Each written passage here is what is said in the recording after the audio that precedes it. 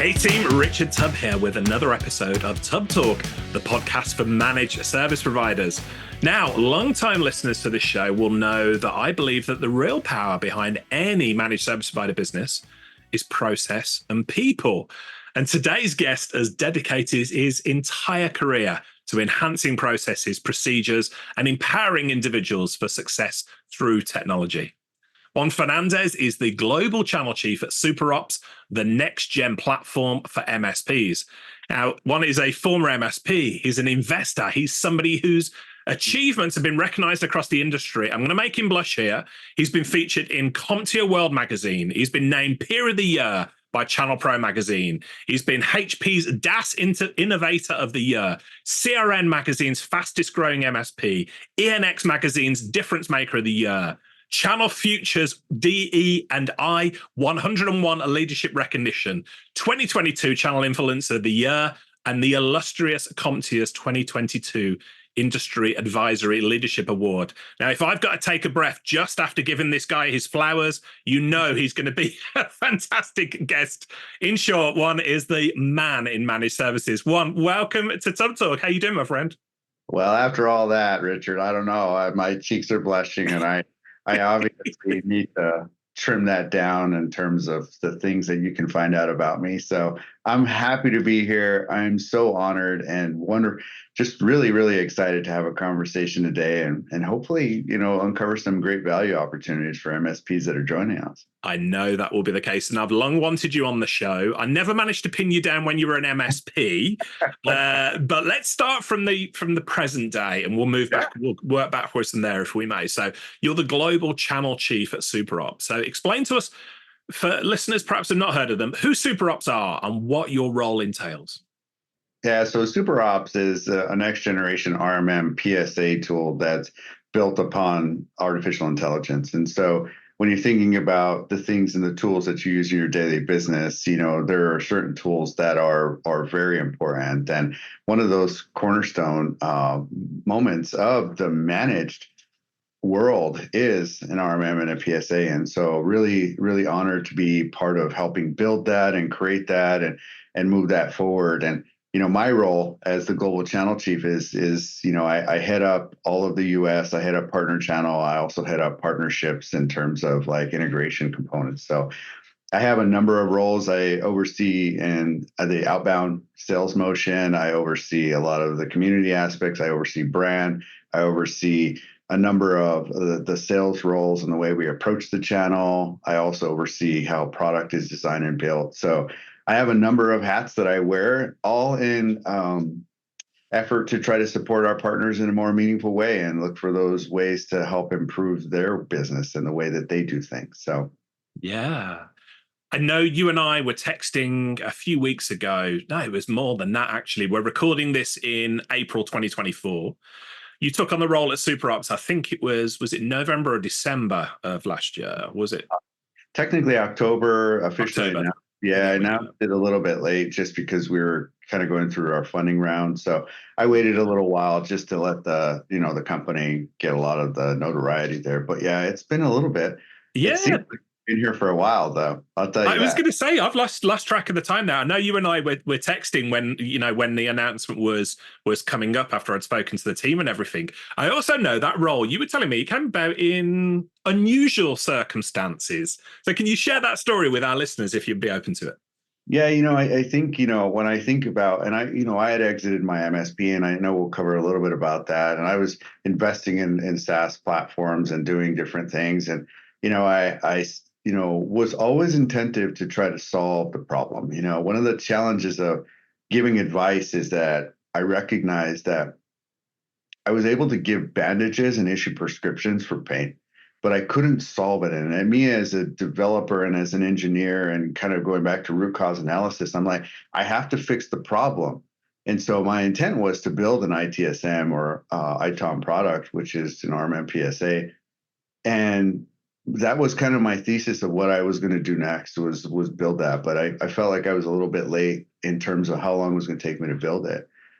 And so I was looking, and I actually went, I was looking at different products, and I actually stumbled across SuperOps. And had a chance to meet with the team and ask a lot of questions at one of their meetings. And, we just really hit it off. And I asked a lot of questions, and they were like, what is this guy? Why is he asking? Like, how does he know? Like, and I'm like, you're going to put that there, aren't you? And they're like, we actually weren't going to talk about that, but yes, actually. And I uncovered many of the things that I thought they would do with their platform, and some of the ways that technology was innovating, and some of the things I was like, in this white space right here, you're going to add this, aren't you? And they're like, yes, actually we are. So it's really weird. And me and Arvin hit it off where, the CEO Arvin and Jay, which is the co-founder, and I got to meet the head of product, and I talked to them all, and we just really, really hit it off. And I said, if you guys are going to build this way, I want to help you do this, because this is something that's a passion of mine, and I really want to help the MSP industry.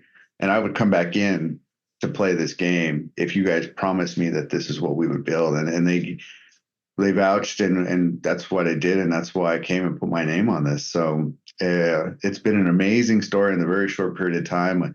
So many amazing customers coming and such awesome outcomes in this very short period. And it's just really awesome to be able to help MSPs grow their businesses and see them come to me later. People that don't even know me are like, dude, what you're doing is literally changing my life and my business. And I mean, that's just so honoring to be a part of that. I love it. You and I were having the conversation. I've had this same conversation with Arvin when we first started doing a bit of work together, and also with Nancy, who we'll talk about in a minute. But I was saying, I am so proud to see what's happening at SuperOps, because I'm a great believer in this industry needs to keep innovating, keeps changing. And, we're a big supporter at Tublog, shining a light on the positive disruptors in the industry. And you are right up near the top of that list, doing things differently, because you and I have been doing this for a while. And Yeah. there's legacy tools in the market and it's absolutely no knock on anybody, but we need things to change, and we need things to change for the better. And that's what I believe SuperOps is doing right now, isn't it? Yeah, we're really focused a lot on that, right? And I think I call it the journey to change, right? And that's the beauty of doing something differently. A lot of the times, we recognize we started our business, and I come from this, right? As an accidental entrepreneur, like I know what a construction glove feels like, and now I know what a surgical glove feels like. One of them gets the job done, but God, man, I get a lot of calluses from that. And I can tell you what a surgical glove feels like. And it is so much more precise and so much more elegant in the way you actually use it and the way you operate with it. It's just such a different feeling. And that's where I think, I saw that was a need, because I built an empire on top of, a stack that I didn't always fit me. And I knew that that was something that we could fix. And technology's here, and I'm just really honored to be be a part of it, excuse me. And I don't know where to even start, but the future is super bright, and I can promise you it will be very different than where we are today. Yeah, I have no doubt of that.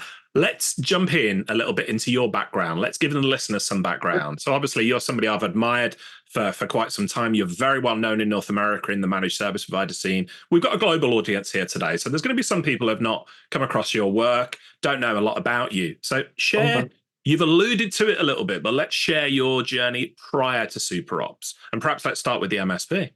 Yeah, so I come from a place like many others, right? I was back in the early 90s. I don't know how many people remember a company called AOL, but I was part of that foray into the internet, right? And the development of tech.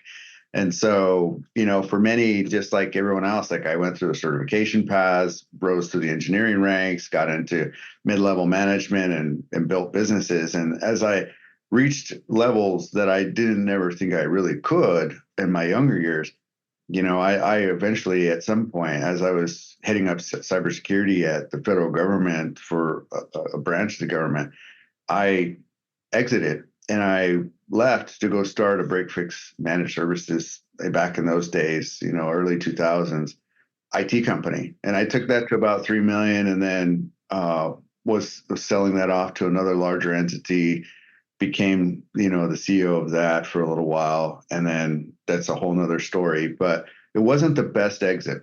And I went back in the industry for a little while and built a couple more enterprises. And then I decided, as I watched technology kind of turn, I waited till it was exciting again. And back in 2014, I, drafted out what I thought would be the next era of IT services. And I created like an as a service methodology and created a conference around it. And I decided to start an MSP in the end of 2015 or at the beginning of 2015. So January 1st, 2015, I started an IT company, an MSP, went to market with an as a service methodology back when as a service wasn't really a thing, and launched a managed services practice in Durango, Colorado. And there's not very many there's 7,000 people in that whole geo. So like, it wasn't like, I was kind of on this retirement train, if you will. But I started it there, and I proved my theorem in terms of how to grow and scale and find the right customer types, and created in this small little town a nucleus that I could replicate. And I landed up growing that 0 to 20 million in 6 years and 16 locations across the United States. So it was an interesting ride, right? But it was always interesting to see that the bar table napkin that I originally wrote the design on was the same thing that I landed up with just small iterations around what we actually had intended on doing. So it was really wild to watch, but man, it created a lot of process and procedure. It created a lot of operational excellence. And I shared that along my journey with everybody, because I was stumbling around the managed services space, seeing if there was people that were doing this, and nobody was. And they were like, I don't know what the guy's even talking about. So I was like, and nobody wanted to share. So I was like, what is wrong with everybody? Why does no one want to share? Why won't anyone talk about what they're doing? It was very tight knit. So I said, you know what? I'm going to break down this barrier, and I'm going to start telling everybody what I'm doing and illustrating it to them so that maybe they'll share back. And that's kind of how I started. And it's just kind of blossomed from there, and had a very happy exit on my way out. My team is still performing well at that MSP, and they're still all there except for me and my team that exited.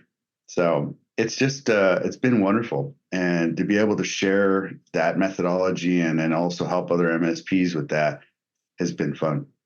It's such an incredible story that you've got, and the figures and the growth that you talk about is something that most people only aspire to, and you've achieved it. So people often ask me, why did I sell my MSP business? I'm going back 13 years there, and I say, I don't tell them the full story, but not because I'm hiding it, but I say it was a life event, combination of life events, and because I wanted to do more of what I'm doing now. Can I put you on the spot? Can I ask, what prompted you to exit that business and to seek out these new adventures? Yeah, I think, so I started off with a plan, right? I had a 4-year plan, and I stayed 2 years too long. And the reason for that was, when I started, I knew exactly what I was going to do within that period of time. I built that. Again, I talk about the bar table napkin. That was legit. But I based that off of a lot of research on how buyers buy, the temperament of the modern buyer. I based it on the modern buying patterns. I based it on the way technology companies buy, like the ICP, like the customer type and segments, the way they buy, security compliance, all these things, right? And I said, if I just put it together and I support it in a meaningful way, I can do this. And I actually projected 4 years. And I stayed 2 years because the pandemic hit. Yeah. So my intent was not to stay past that. But when we got to that inflection point, it was such a rocky road that I hadn't forecasted a pandemic. Like, I didn't know what this was. So they asked, hey, can you stick around? I said, yeah, I'll stick around. And we really rode that through. And I wanted to make sure that my team was sufficient. And as I got more and more into the operational pieces, the only place for them to go was up, right? So and I used to say this all the time, if I'm not the right leader, I'll fire myself, right? And I used to measure that all the time. But one of the things that I'm also concerned about is that when a business gets to a certain stage, that leader's not the right leader anymore, right? In order for you, that same thinking that got you there is not always maybe the same thinking that'll get you to the next stage. And so, right. If I believe in my team and I empower them, and I say this all the time, there's this thing called people process technology that everybody hears. And I say, I think that's broken, because I create process that empower people to be successful, which create great cultures, which create great companies. That's my definition of leadership. But we hear people process technology like if you hire the people, they'll figure it out and then they'll create the process and then it'll work. And I'm like, no, no, no, no, no. That's why I started small and created a process that I could educate people on. And I didn't care who I put in those seats because I could train them into that arena. So for me, it was like I've trained everyone for success. Like, I mean, some of my branches, like there was 4 people running, doing $4 million a year. Right. So when you think about that, it was the process that was the thing that empowered them, and they had to just run the process and it just needed to work. And that's where a lot of my methodologies come from, connotations like I use like quarter in, dollar out, like, watching the quarter come through and watching it turn into a dollar, those types of things. And when I got to that level, I said, you know what, the only thing left here to do is to allow them to now know that I've empowered them to be successful. And that's where I felt like it was an appropriate time to exit. So it was really weird to watch it all play out and actually almost do it by the numbers. It was actually kind of eerie, and but it was honoring, and it just plays itself out over and over and over again because I've been able to do that and help MSPs like, hey, here it is. I put it in several books and also in texts and all these other things that I share all the time because I want people to be successful. And if you just figure out your methodology, you can too, and then figure out what your exit point is. Yeah, I think your journey is actually unusual in the managed service space. Sure. I mentioned my own journey. Like you, I was an engineer, techie geek, and then you get good at doing that, and then before you know it, you've got a business, and then before you know it, you sell the business and you move on to the next thing. I actually think having a plan and executing on it and then stepping out the other side and moving on to something else is really quite unusual. Crazy though that sounds. So I'm in awe of what you've achieved there because I never had a plan, and I was just lucky to fall out the other side and pick up doing what we're doing at the moment. So thank you for sharing. I will say though, my first business didn't have a plan, and I would say all my lessons that I learned from my first one were basically guardrails to say, I don't want to do this again. Like the reason that I mean, everything that I did was an output from the last one. Like I took everything that I learned in that first one and I put it into the second one just to see if I could do it again, but faster, quicker, better. That was all that really was just to see, was I right? And could it have been bigger, right? That's all it was just one of those things for me to just engineer the win, right? So yeah, I think it is uncommon, but even my original team, I remember I had proposed it to them. So I was running this technology conference and everyone said, you can't do a conference in the middle of nowhere, man. No one will come. We grew that thing to epic proportions. And I asked, I remember that's where I found some of the best was at that event. And I said, hey, if I built this Walmart of IT and everyone could just buy products and services off the shelf for a price they could afford, what do you think? And they said, if you do it, we'll come. I said, how much would that cost? And they were like, hey, if I get to this number, I would be there. And I said, all right. So I called them it was November 11th, 2014. And I said, hey, January 1st, put in your 30 days. I'm paying you what you want, and we're starting. And you know how many of the 5 people that said that actually came? Go on. 2 of them. And those 2 of them rode with me all the way through. And they were like, dude, I would have never, ever, ever thought that you were this serious and that it would work. Yeah. When we heard it, we knew we wanted a part of it. And the other 3, they were fresh. They wanted to come in later. And I said, no, man, the train has left. Yeah. So wow. It was really fun to watch and to be able to dial that in. And again, it's just, I say this all the time, right? 2 things can happen in life. You can hope for the best or you can plan. And one of them is called a hope business plan. And the other one's called a business plan, right? Oftentimes as entrepreneurs and accidental entrepreneurs, similar to where we started, Richard, we don't know. And so this is where my journey to continue to educate the MSP pressed on, is to help them come up with the plan for success so that they could see it too. Well, given your experience in the industry and the fact, I think personally, you could have pretty much chosen any role you wanted in our space. You must have been pretty excited by what SuperOps are doing to join them in such a high profile role. So let me ask you, you've mentioned, you hit it off with SuperOps CEO and co-founder Arvind Parthiban before. In your experience, how does Arvind's attitude differ to other CEOs in our industry? We were both aligned in terms of what we want to do. Arvind's primary thesis in terms, he's had successful exits. He's built, Zoho and Freshdesk, or say the combined leadership has built Zoho and Freshdesk, and built another company, and they exited for 300 million, and it wasn't about the money. That's the challenge with some of the things when we're thinking about empowering others, is that it's oftentimes leveraged by a coin.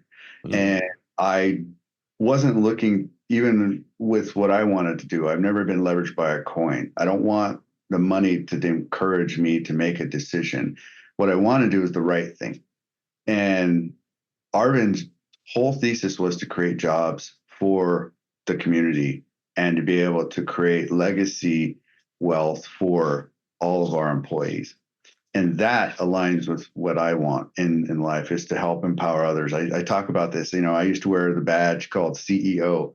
And what I used to, on the bottom of it, it was Chief Encouragement Officer, and when I think about that, as a leader, our job is not to tell people what to do, is to empower them to be more successful and to create those jobs and those opportunities for people to find success. That's the moment that I love the most.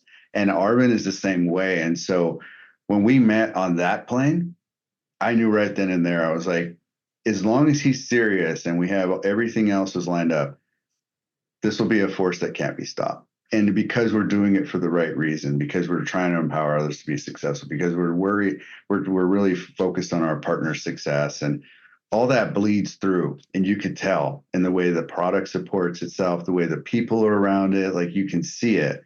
Yeah. And that to me is what builds an amazing company. Yeah. And I kudos to Arvind for having that vision and really wanting to make that difference. It stems from his father as well, which is an honorable story of where his father actually helped create jobs in India. So that legacy has passed on, and I have picked up that torch as well to help carry that forward to create jobs and also help others. So it just was a good alignment. I really hit it off with Arvind when we first met. Much like yourself, I would consider Arvind to be, what I would call a promoter. He lifts people up, he promotes people to be the best version of themselves. I see that in you as well, from where you've been. And if we're talking about promoting, we've got to talk about the team that you've built around you, certainly for the US side of things. So a few weeks ago on Tub Talk episode 147, we spoke with your colleague and friend Nancy Enriquez, and it was for International Women's Day. Let's just talk about the team you've pulled together. You must be really proud of what Nancy's achieving, but talk to me about what you look for in the team that you've pulled together around you. I mentioned it a minute ago. I don't really think it's about what I look for is those people with drive. I look for determination. I look for passion. And oftentimes, interestingly enough, as a leader, it's when you're looking for those things, we often look for those that can do the job. I actually look for people that are passionate about something, and then I want to align them around the thing. In the case of Nancy, in the case of most of my team, they're passionate about something, but what they were passionate about, they may have been in a job that wasn't self-fulfilling. And when you give somebody their passion and the opportunity, as I call, to create the dream job, and I've done this in my last org, that's unstoppable. And I love watching that happen in people, where they see that self-recognition of I see the self-recognition of their ability to enact change and take on their future destiny as their own and really champion their cause with full support. And this is one of the things that we have right now with our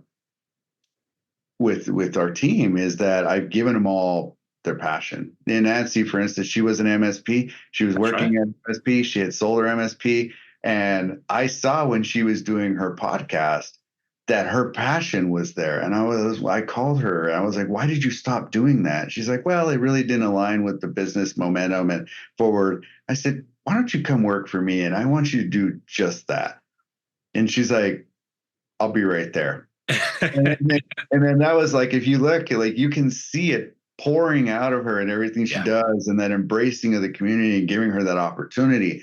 It's the same for my other team, right? Like all my other teammates, Johnson and Ryan, like they're super passionate about helping MSPs. And if you just align people with their passion, and it sounds foolish and it No. sounds hard to do, but you have to be able to spot that. And that's where I focus most of my attention, is really looking at it. And I love taking people that have never done something before and allowing them to accomplish great and amazing feats. And a lot of our team doesn't come from the MSP space.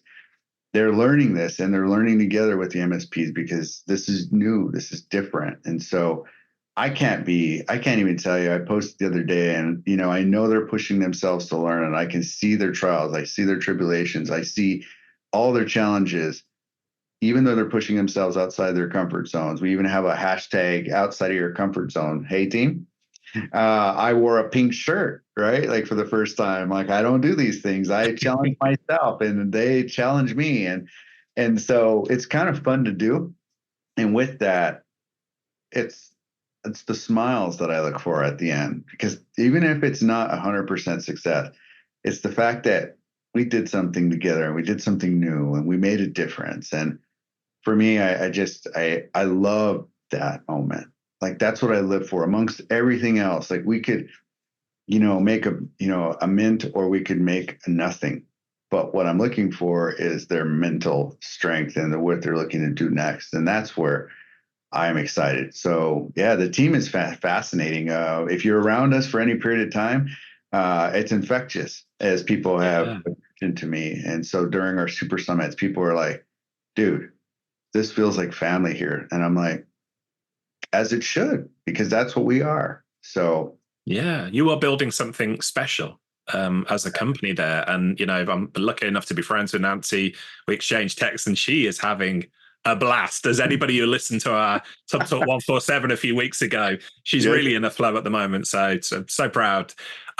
Let me ask, and this is not from a negative perspective, but I said you're a promoter. You've clearly, as Arvind, as I hopefully consider myself to be, and many other MSPs who listen to this, they look as though they can see the potential of people. At what point in your career have you ever had experiences where somebody you've seen the potential in and they're just not achieving that potential? At what point do you draw the line and say, actually, we've tried this, but it's not working the way I would perceive it could have? Yeah, I think that I give everybody the opportunity to self-select, right? The challenge with change is the opportunity and the mindset, right? People change in a number of various different ways, right? When they're empowered enough, they can. When they've been educated to a point that they feel they have enough information, or they have enough pain or pressure to make the decision. And in that case, I allow everybody those opportunities to change, right? I see it in you, and I know you can do it. The challenge is that they have no desire, right? And that's always the frustrating point as a leader. Like, I know where you could go, and they're like, but I'm okay right where I'm at. And that's that's the fear of change, right? Or there's something that's holding them back. And it's unfortunate, because I have seen it in the past, and it's very unfortunate. But to that point, they talk about this all the time in leadership, is that you have to make decisions really quickly. Like if you see that as a trend line, you can't stifle everyone else, because that actually toxifies the bunch, right? It only takes one to spoil the bunch. And that's true as much as they touch each other. So you have to act quickly at that. Like you have to make sure that you have everybody pulling in the same direction. They're all working toward a similar goal. Like everybody has to be in alignment. And, it's okay to have contrarians, and it's okay to challenge. And that's really a great aspect of leadership, is if you have people that are able to do those things. But when I see that you're not driving, and that you're actually starting to pull people down, that's where I have to actually step in, and we have a conversation and we talk about those things. And I try to understand, like, what's really what's there? Because there's a lot of psychology in leadership. Like, and oftentimes we miss it as text. It's like, look, I just need you to turn the wrench and to get it done. Like, I need you to put the tickets in. I need you to do those things. There's a lot of stuff that sometimes is unfulfilling in our lives, right? And so we have to give them those growth paths and like upward trajectories. And I call it an employee success program. You have to be thinking about, how does this equal my employee success? And what is it, even though it's a short-term opportunity or even long-term, how does this, like, what is this, what is the upward mobility here? So yeah, it's tough. It's tough as a leader to make decisions like that. But just like anything else, I mean, if you never trim a plant, it just gets to be a mess, right? So if you want it to be beautiful and you want it to be something that's beholden, you have to trim the plant. And that's often tough. And that's the same in business. If you want it to be amazing, sometimes you got to make a few trimmings, and you got to shape things in the way that you needs to go in order to be that vision that you have.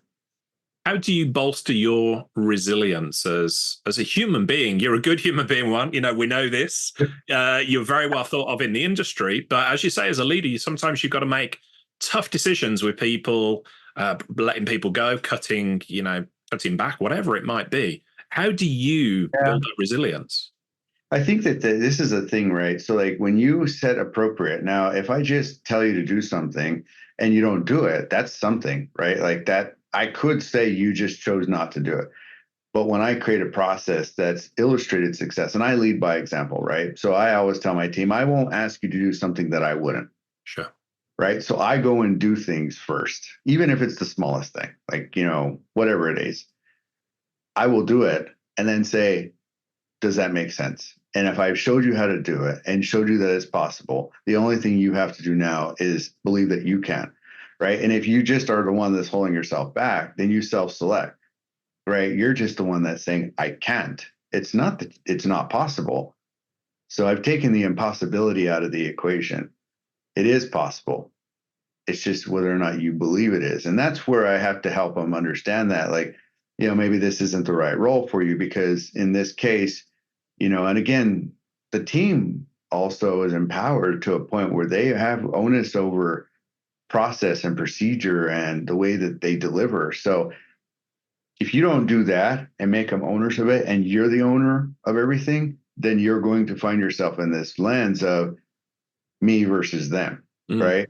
And if you empower the team, then it's the team makes the choice, right? They actually will feed you information and say, this person isn't working.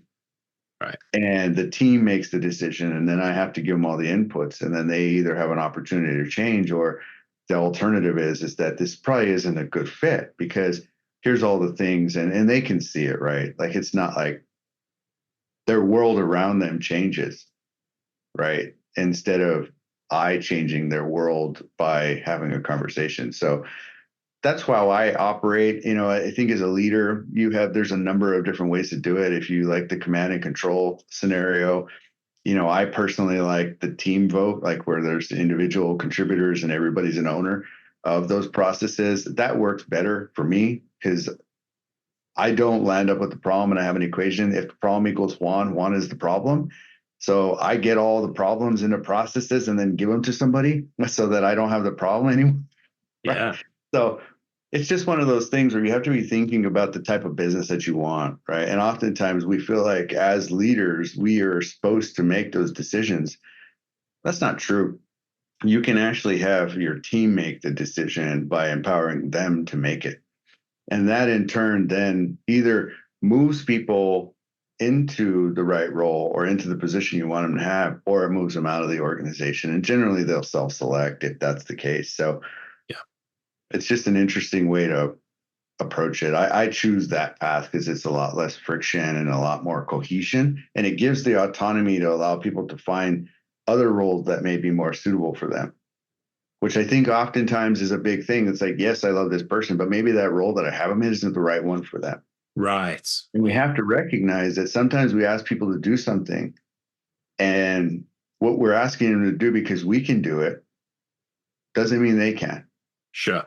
Oftentimes, we hire people that we don't realize are operators, not creators. So even though you say, hey, well, just come up with a way to do that. And they're like, can you just tell me what to do? And I'm like, then they're like, no, just figure it out is often what you hear. And it's like, you see this, the scared look on their face, like, oh, okay, I guess I'll try. And then we land up with something we didn't want. This is the challenge, right? Is I've asked you now as an operator to be a creator. And the left and right hemispheres of the brain don't function that way all the time. So sometimes we create the problem by not recognizing. That's why I say I create processes, because I can, and I can teach you how to do it, and then they'll operate the program. I said, but if I ask you to create the program, that's where the people process technology comes in. If I don't shift those, I have a higher attrition rate than if I do shift those. So I think there's a couple different nuances there, and we could probably dive into more deep parts of that. But that's fascinating to me. And what I'm hearing a little bit is, sometimes we bring people in and we thought they were capable of one role, but really they're not. But perhaps it's about meeting people where they are rather than where we want them to be in some cases. So how do you balance that against looking at, because you see the potential in people. Sure. I've seen this, lots of times. When you can see the potential in somebody and perhaps you've misjudged, they're an operator, not a creator. How do you go about dealing with that situation? Yeah, I really look for it. And it's just one of those things where you have to put the quarter in, right? So I talk about a quarter in, dollar out methodology. I use new employees to drop in and say, okay, hey, do me a favor. I want you to follow this chain and then tell me where it's broken. And it's interesting to see where they put themselves. And they're like, hey, I really like this area right here. Like customer success is like, I jive here. Or I find them that where the quarter stops is, I really love community. Or, hey, I really love tickets. Or, hey, I really love, these things. Like, it's interesting to see where they drop themselves, which is always interesting. So when I put them through that process of following a customer journey, and again, I'll illustrate some of that, like this guy here, it's oftentimes, again, what your process is can you follow this clearly and tell me where the problem is? And it's fun to watch where they land up. And they're like, hey, this area needs help. And I really, really like this area. And I'm like, interesting. I kind of thought you'd stop right there. Right. And it's just allowing them that opportunity. And I think that you have to create that process for your employees to be successful. And if you don't have one, it'll always seem like this magic serum that happens and you're not quite sure how. Like, you have to think through what you're doing and what you're delivering in order to be able to place people on those appropriate roles and allow them to self-select into them. So I make it sound easy, but I also have a methodology of how I build it so that they can find themselves in an area that they can be successful. Otherwise, it's just this wild, sprawling thing, right? So that's where I think you have to, you find out where they attach themselves to the most and then allow them to embrace that. That's absolutely fascinating to me. As been somebody who's sort of built and sold businesses and looking back at like, man, I wish I'd have known that earlier in my career. That could have been... Rich, we talk about this, what you wish you knew, man. And I'm telling you, this is why I tell everybody about how, because I wish I would have known that. Like, if I would have been now, I shouldn't have been a multimillionaire in my 20s. I can tell you that right now. But it wouldn't have been healthy. I am glad that after I figured it out, but this is why I want to share it, because so many people need to know that there is a different way of doing it, that there is an actual way that is not as painful as what we endured. Yeah, absolutely. That was one of the drivers for me on a small level. When I sold the MSP business, it was like, I really get a kick out of helping other people, other MSP owners, to avoid the mistakes that I made, I should say. And I've got to say, I make this joke, but it's so much in truth. Like, there's an infinite source of content for me to talk about there, because I made a lot of mistakes when I was doing it, as you probably did as well. So. Oh, yeah. A lot of the mistakes, I will say, as I think back to them, the beauties of them are, just everything that I've done and all the dark roads, like I say all the time, if you guys want to know all the ways to screw up, come see me after. And I'm happy to talk you through all the things. And here's a scenario where if you do that, this is X, Y axis of catastrophe, right? Like I can tell you how to burn a business down, and I can tell you how to build a successful business. So I've seen both ends of the stick. So in between that is where I hope everybody lands, is like that nice, soft green grass.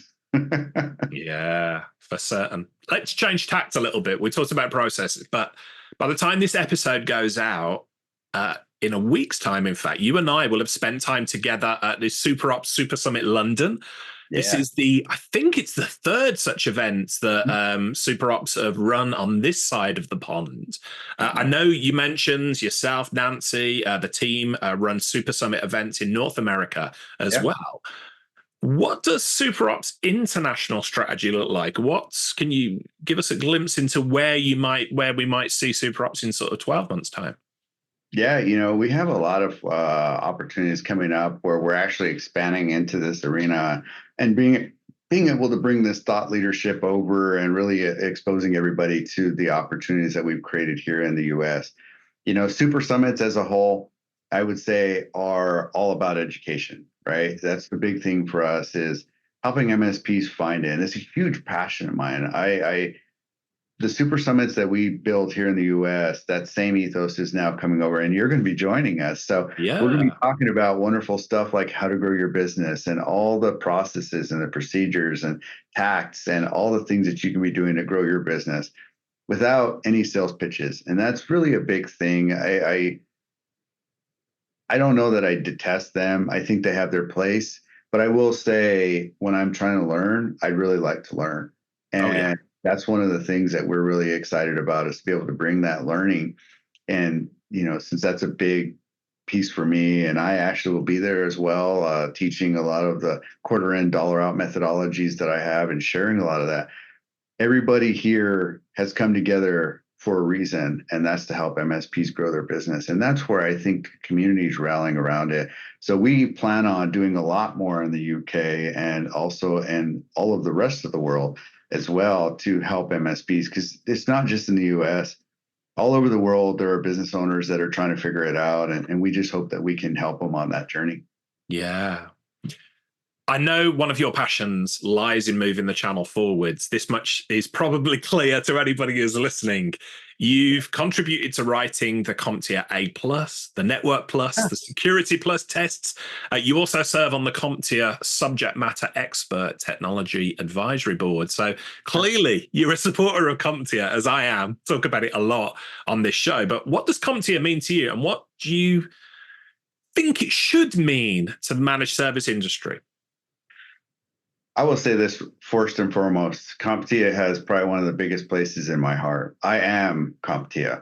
And I think about this back in the day, because I'm not traditionally trained in education. I didn't go to college to get a degree.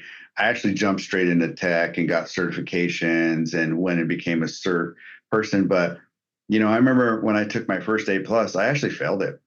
And everyone had told me, you're not smart enough to get into tech. You're not, you shouldn't go into computers. Like, we should just stay doing the physical labor stuff that we know how to do as a culture and as a community. And our family wasn't very educated. Not many of them have ever graduated from college. I wasn't willing to accept that. And so my wife at the time, actually my girlfriend, which is now my wife, she encouraged me to push myself to do it again. And that's where I unlocked the first I can moment. And it just built a whole fire underneath me that I could potentially be something that maybe everyone thought I couldn't be, and even myself at the time. And it propelled me to so high of a level that I've stayed involved with CompTIA my entire life and have taken the classes. And I remember right before I started my MSP in 2014, I got called, and I had just taken my A+ again. And they called me and they're like, hey, like, why'd you take your A+ again? And what is the deal? You're a CIO of a college. Like, what? You've had a grand, how you have it 7 times. What's the story here?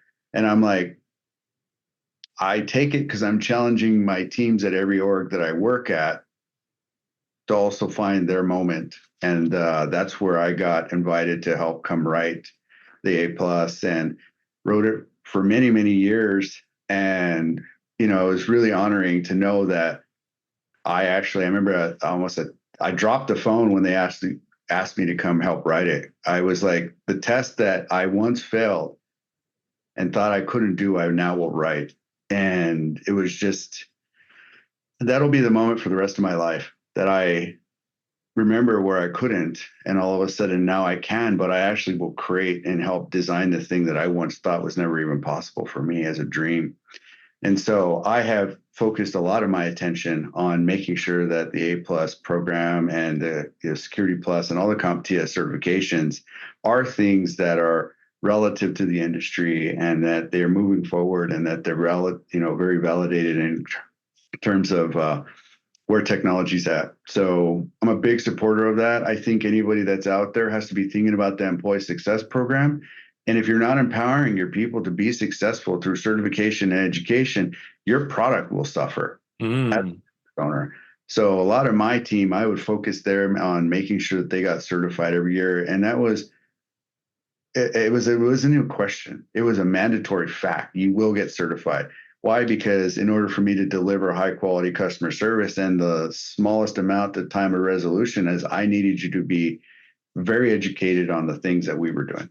And so that's how we built a very, very well built MSP program, was around those ethoses of best practices. I don't want to have people looking for the 4 right answers based on an internet search. That's too much time cost. Time is money for managed services. And the quicker time to resolution is, the more profitable I become, and the happier my employees are when they can solve the problem. So by them not putting time and effort into their education, I say this, the best investment you'll ever make is the one you make in yourself. You have to be that employer that allows them to make that journey and that jump toward investing in themselves. And it's only a benefit for everybody that does it. So again, raising the tide across the board. Again, the books that I write go into contributing back to give certifications back to the industry as well. So, for those that are struggling, they can go to the website and grab one of the books and apply for the giveaway. And if they need certification, they can get it, because I know how hard it is. I remember being there, not able to afford it. And that almost held me back from who I am today.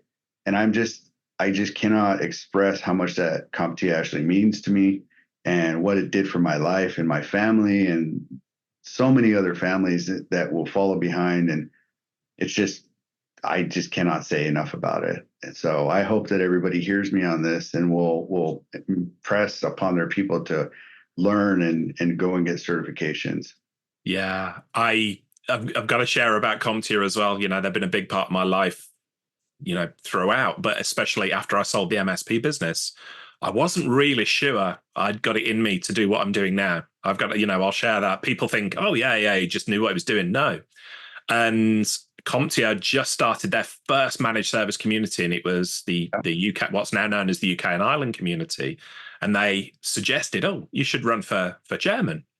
I was like, oh, not sure. And I was, I'm getting choked up saying it, but I was voted in by my peers, in a landslide. There was no other, everybody, in fact, the other candidates sort of stepped aside and said, no, Richard. Such a confidence boost for me, to the validation of my peers to say, yeah, we want you to lead this forward. And when I go into a room now and, the CompTIA community, and there's hundreds of people in the room there, and 3/4 of them that don't know who I am, it's great. And that's a good thing, because it's wonderful. That community, it started out with 20 of us in a room in Birmingham in the UK, and now it's absolutely flourishing. And so, like you, CompTIA's got a big part of my heart there. So just wanted to share that out. I want to pick up, you said about your books. We've mentioned, we've alluded to this a couple of times. So you were one of the folks behind the book, the MSP Owner's Handbook, which is a guide to empowering small businesses and personnel with the strategies that you've talked about to build a successful business and careers. Tell us more about that book specifically, and then perhaps mention, some of the other work that you're doing out there. Yeah, we have, I met after I'd won a thing called MSP Shark Tank. it was kind of one of these things where a good friend of mine now, Marnie Stockman, was got a hold of me on LinkedIn, and anybody that connects with me on LinkedIn, I make an effort to say hello to and understand their story and maybe try to be of value to them and help them in some meaningful way. And we just hit it off, me and Marnie. And she comes from education, and she was building a SaaS company called Lifecycle Insights. And I was investing in SaaS companies, so I was interested to understand their journey and some of their challenges. And as we started talking, we really clicked on this customer success meets customer experience talk track. And I said, you know what? Like, we really seem like we really synergize on like the things that we're speaking about. And from an educator perspective, we just really melded, and it felt synergetic. And whenever I find those scenarios similar, like the relationship we have, Richard, I embrace those and want to integrate and become more of a voice together than an individual contributor. So we decided to go on stage, and we knew we hit it off. Like, we met each other for the first time live on stage 5 minutes before physically, and we just crushed this presentation. And I came out after, I said, how do you feel about writing a book? And she goes, I'm okay with it. And so I said, why don't we write a book together? And I'm thinking about writing a book about QBRs in terms of how, because everyone's asking me how I grew and scale so fast. And I really need to explain this. You happen to actually own a QBR business. I said, I think it'd be really interesting to synergize around these methodologies and tie in customer success. And so the output from that was the MSP Owner's Handbook QBR edition. And then we subsequently wrote the MSP Owner's Handbook SASE edition with like Matt Lee and Wes Spencer. Yeah. And so we decided to create workbooks and read-alongs and ways for MSPs, because I kept getting asked, and I was like, there's no way I can tell everybody how to do this. So if I write a book, then they can do it. And ironically, that book took off. And it to this day is now used as like education material for SaaS companies on how to approach MSPs and understand their mindsets and crazy things. I mean, it's been translated into Portuguese now and all these different things. And I'm like, what is going on, man? We just wrote a book to help a few people and give away some money for certifications. And now all of a sudden it's turned into like this whole thing. So it's really an honor to be able to contribute. And those books, we committed to writing 6 of them. So we'll have our next book out very soon, which will be the sales edition. So we're really looking forward to that. And again, it's all the strategies and tactics and designs on how to build an effective, scalable business through a couple different lenses. And it's really, really good. And we've got a lot of great feedback. Again, I don't know, not a lot of people have told me anything's been horrible. So I am always open to that. We got a lot of good star ratings. So it sounds like we have a few fans, but it's just been wonderful to be able to give back. And that's the whole thesis of the books are live, learn, give. And that's what we're trying to do. Well, I know a lot of our listeners listen to this show while they're driving or commuting or out walking the dog. I hear this from people. I get lovely selfies from people saying, hey, I got one the other day from somebody. I'm out running with my husband, and I'm looking. I got a picture of it showing me on the iPhone while they were out running. Yeah. The reason I bring that up is if you are in the car or out or running or whatever, please don't worry about making notes on all of the great resources that Juan has mentioned here, because we'll include them in the show notes for this episode at Tublog, the hub for MSPs. Juan, you're a mentor to many people. We've mentioned a few of them in this call, but who do you consider a mentor or an inspiration? I will say this, and I've said this for a long time. I don't actually look up to anybody. One of the reasons I don't do that is because I actually put a ceiling on things. What I do, and this is how I built my entire life, is I learn. And I remember even when I was young and I remember seeing behaviors that I didn't like, I said, I will make sure that one day I never, as a leader, do that. And I built a whole repository inside of me of things to never do as a leader, so that I don't look to people to say, hey, I want to be like that. I always look to say, I don't want to be like this. And I've allowed Mm. myself to kind of grow up into the thing that I want. So I've stabilized my foundation on all the things that I don't want. And I still do that today, right? I see things and I'm like, okay, we're not doing that. And it really helps me focus my leadership skills to say, are these any of the things that I have learned or saw or seen as tactics that I don't want to do? And it Mm. just allows me an upward mobility to really push myself to be something that I don't want to be, right? And it's just, I look for a lot of those nuances where I think a lot of other people might look at different things. So for me, that's my approach to it. So I don't necessarily have anybody I look up to other than the good Lord above, but that being the thing where I just base everything off of what I don't want to do and then make those landmark points so that it keeps me straight and narrow down the path. That's really interesting to me. Something I stumbled across a long time ago. It's easy, isn't it, to look for the things that, oh, I wish I was doing this and I want to be able to do that. In productivity terms, we all have task lists and things. Sure.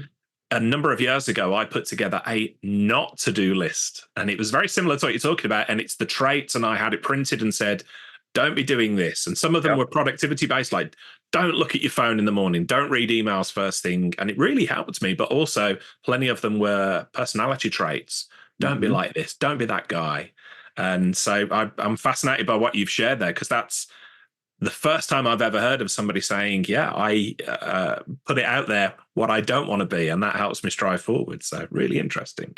You've obviously got tons of knowledge of the industry. That much is apparent, and in technology in general as well. Do you have any tips for our listeners, one, on sources of knowledge they should be aware of? How do you keep your, mental faculties and knowledge of the industry sharp? Yeah, I'd say the biggest thing for me is just paying attention where the puck is going, right? I do a lot of Mm.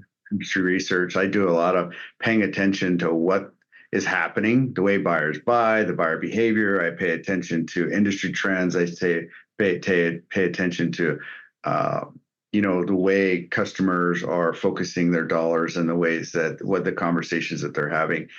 All of those things, by speaking and joining into groups that I'm interested in doing business with, like I absorb more than I actually exude, right? And from that, as a leader, I continuously learn because that's the way that I find is the most advantageous to stay current. I just stay immersed in it. And so for anybody that's out there, I would say just stay involved, like dig in deep. Mm. Like, the further you get away from the problem, the less you know about it. And so how can you solve a problem if you don't have any idea what it is? And that's where I think the modern MSP needs to be thinking about modern problems and modern value equations. You have to understand what buyers want, and you have to understand the way they want it. You have to understand the technologies that they're interested in using, and you have to really be in that problem and be talking to them about it so that you can actually position your products for the future and your support. So Mm. that's my suggestion. Yeah, absolutely. We are coming to the end of our time together. You're a busy man. I appreciate you taking time out your day to speak with me. And I've got to say, I'm so looking forward to hanging out with you a little bit next week when you come to London. Uh, apart from your trip to London, what's in the immediate future for yourself and for SuperOps? Yeah, I think the biggest thing is, we're continuing to build our community, and for those that want to join, I'm happy to have you. Definitely connect with me on LinkedIn and follow along. One of the great things, and I say, all the time to everybody, everything that you do, everybody's watching. Just give them something to watch and make it meaningful. And that being said, for us, that's what we're focused on, is making it meaningful, making it something for our partners and also for the MSP community to find success with. So that's where we're focused. I am doing a number of shows back to back to back, Canada, Nashville, London. So happy to share if I can meet any of you guys out there in the field. And I can't wait to see you guys in London. I'm happy to sit down and understand your journey and issues and see if there's ways that I can bring value. And that's really what we're all about. Well, talking of value, you have delivered an incredible amount of value to our listeners and to me, Juan, just in this conversation. Thank you. And I'd love to get you back on the show to go deep on some of the topics that we talked about there. I feel like we've only just scratched the surface of some of your incredible knowledge and wisdom that you can share with us there. Thank you, my friend. So, Juan, we asked our audience, our community, the managed service community, if they had any questions for you. And an interesting one came in from Nick Roundtree. He said, great to hear Juan is on as a guest. I'm looking forward to hearing from him. I'd be interested to hear Juan's views on how often MSPs should perform a stack review, especially with regards to cybersecurity solutions. And he goes on to say, new security products always seem to be being launched. Microsoft seem to be capturing a chunk of the marketplace with their Defender suite offerings. Is it time to ditch traditional AV vendors? So a two-part question there. Yeah. So first and foremost, I would say, one of the things and one of the biggest successes was I rebuilt my business methodology every year. So every year I would look at it. In December, it's a quiet month. It's always time for us to revisit. It's not like we're going to be getting a whole lot of new customers. So I would spend time looking through the last year, what happened, and then building the future plan for, whatever the next FY year was. That being said, that month, we would always look at every vendor and go through a vendor due diligence process. So I encourage everybody to continuously do that. Here's the reasons why. Your customers are going to ask you, why are you using that product? What are you going to say? Because I heard about them at a trade show, and I actually went on with a roadshow with SureWeb, and I remember saying this at Exchange. Just because a vendor checks a box doesn't mean they put checks in your mailbox. Right. I may not be making money with this product. So am I doing this just out of necessity? Am I supporting something because I inherited it from a customer that came in? Like, what is your product and how are you doing it? You have to refine that every year. Like the new security products, I waited 2 years to launch security. You want to know why? I waited because my customers, my contracts, my sales team, my support team, everybody that was internal to me was not ready. So I waited until my contracts, my liability, my insurance, my team, my sales team, my VCIOs, my talk tracks, my battle cards, every single thing was ready when I launched that product. And that netted me 1.5 million in net new revenue in 12 months. So when you think about why you do something, do it for a reason. Your vendor due diligence should have all of the best of the best. And I would make this a process. I talked about this earlier. I'd make that process somebody's job.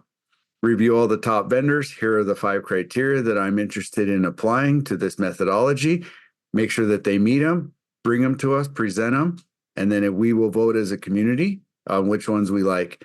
And then we'll have a bake-off to see which one wins. And we will then at that time have a story to tell our customers on why we chose this vendor. And here is the research. Here are all the ones. Here are the benefits. Here's the analysis. Here's all the data points. Here's the cost breakdown. Here is the best use case. As a managed service provider, we have to manage to deliver a high level of service to our customer. You have to have the data on how you made that decision. So rather than just say, I just picked it out of a hat, does it look shiny? That isn't going to work. Yeah. That is the one thing I will say. So every year I would spend time, every year revisiting, always looking at new nuances. And that helped me to sharpen the edge of my business to see when I cut, does it cut cleanly? Or do I leave jagged edges on that thing? So it's just one of those things that I highly encourage everyone to do every year. Again, I like what they said. Is it time to ditch legacy vendors and move on to something else? I don't know the answer for your business because that is predicated on the dictation of what your customers' needs are, because it's very subjective in terms of their compliance, regulatory, governance needs. Not everything that sounds the same is the same. An apple is not an apple in cybersecurity. An orange is not an orange. So you have to understand all the nuances and what you're trying to solve for, and making sure that you are solving the compliance, you are solving the governance, you are solving the regulatory aspects. And how does that product that you're using equal your success and their success in moving them forward? So again, It's a great conversation to have. Again, here's another one, Richard, I think we could dive more into, but I love the question, and I'm glad that I hopefully could answer it in a way that's meaningful. Excellent. Thank you, Juan. And thank you, Nick, for the question. Now, there's going to be a lot of people who are already fans of you, who are going to know what I already knew, which is you're an awesome human being. There's going to be a load of new people who have become fans of yourself as well, though, as a result of this. So for anybody listening who wants to continue the conversation with you, where's the best place for them to find you online? Yeah, by all means, come over to the Super Ops community. You can find me there. You can also find me on LinkedIn a lot. I'm there. That's where I live. I don't have any other channels that I focus on. I'm very deliberate on making sure I respond to folks. So, and also shoot me an email, juan.fernandez@superops.com. Or if you want, shoot me a text, 505-270-6558, or add me in WhatsApp. I mean, it's I'm always open to conversations, as Richard knows, any time of day or night. So anyone needs help, I'm here to help. One, we recorded a few weeks ago, Tub Talk 150 with my great friend, Craig Sharp from Birmingham-based MSP Abusi.